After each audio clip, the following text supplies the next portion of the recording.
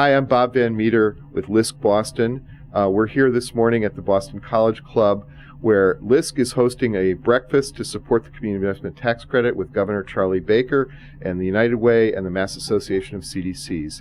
We're going to hear from Governor Charlie Baker in a moment. Thanks. Now, for those of you who don't know that much about our administration, there are actually two former CDC executive directors in pretty senior positions. Crystal Cornegay, who ran Urban Edge, is the head of the Department of Housing and Community Development. And Nam Pham, who ran Viet Aid, is the head of the Office of Business Development at the Secretariat level of Housing and Economic Development. Now, these organizations, and I visited a lot of them over the course of the campaign, do an enormous amount of really good and important work and have for a really long time in communities all over the Commonwealth.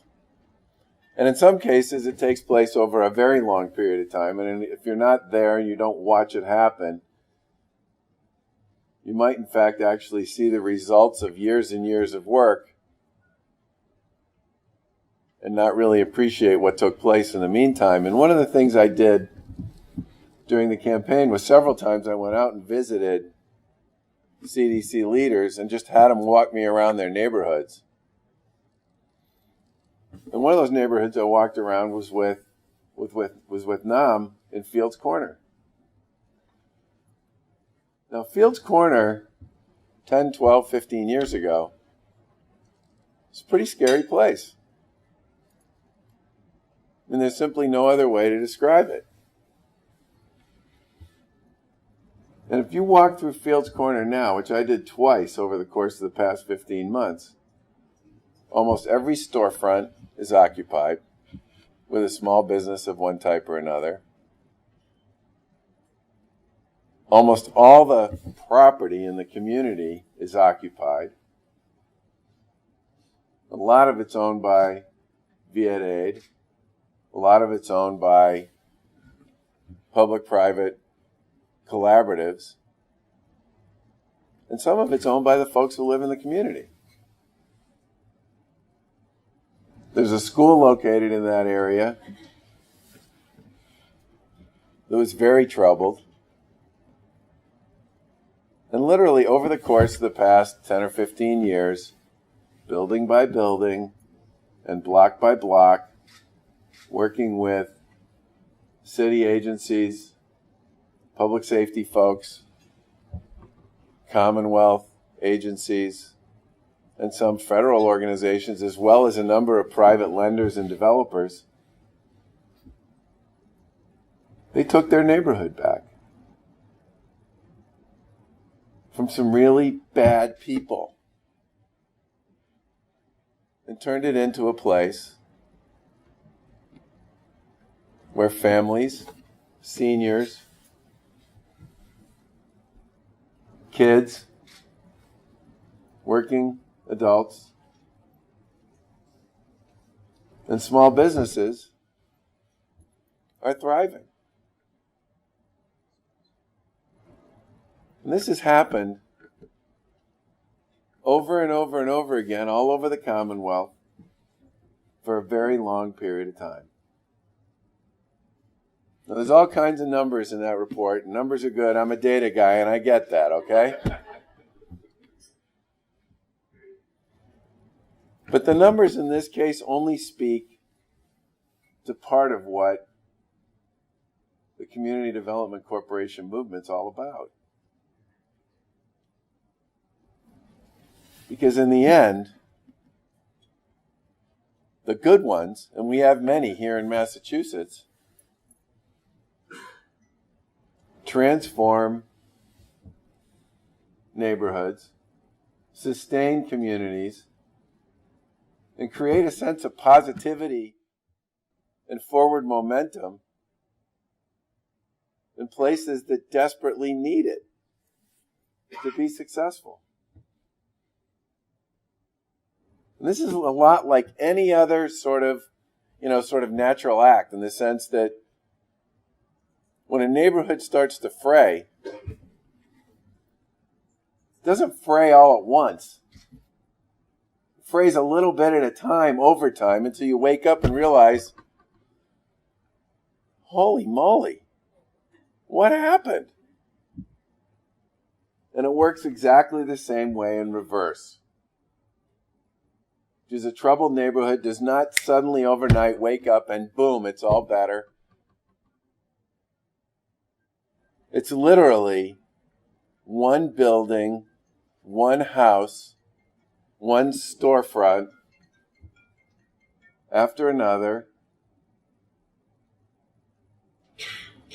with persistence, determination, and perseverance to take it back. And those are the people and the places behind the numbers.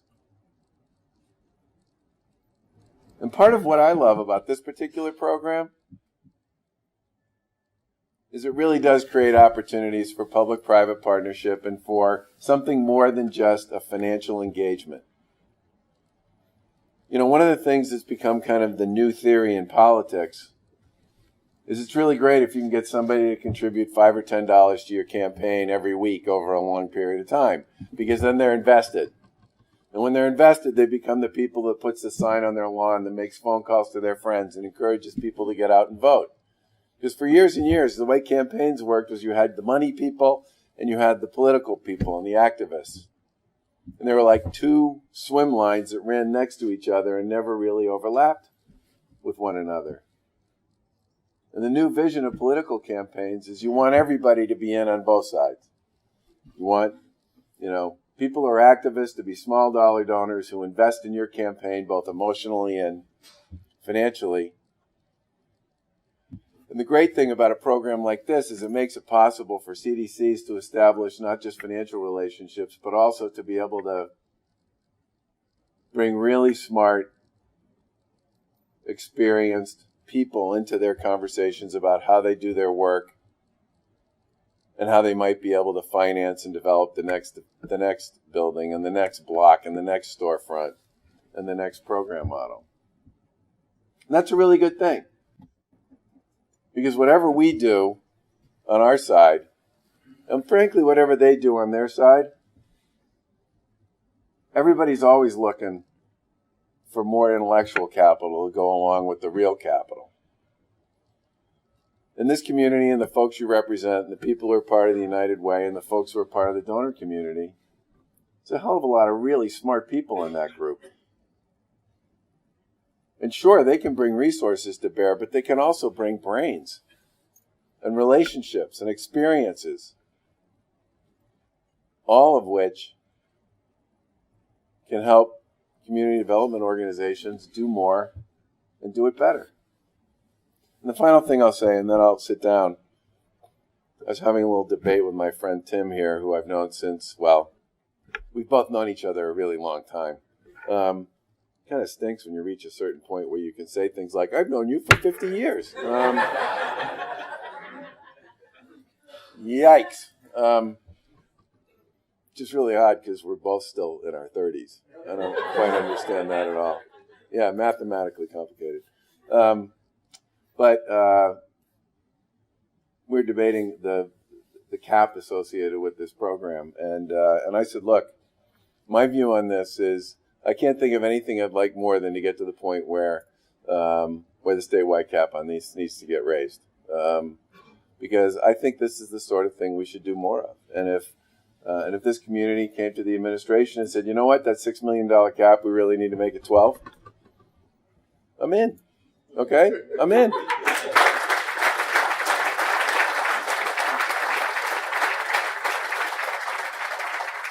Because I think this is the sort of thing we should try and do more of. And my big message to you all this morning is these organizations, they have the metrics, they have the history, and they have the data to prove that they make a difference and they succeed. But the thing you really need to understand is in many cases, they are absolutely the core of their communities, the focal point of their communities, and they do all sorts of things in many cases to both sustain neighborhood and community development and to create it in places where it's desperately needed. And And this is an investment that's absolutely worth making. Thank you very much.